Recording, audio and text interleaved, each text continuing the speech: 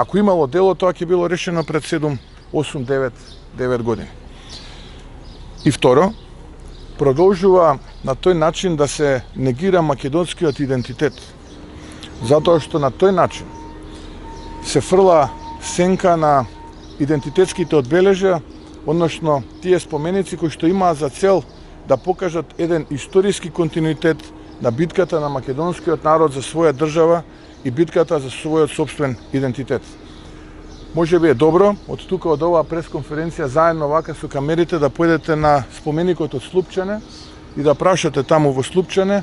кој ја дал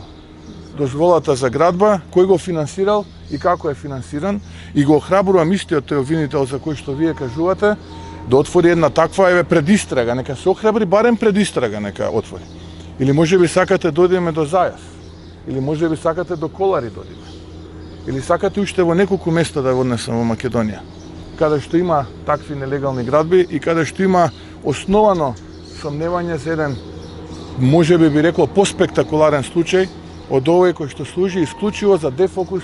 од криминалите на овие неколку семејства кои што денеска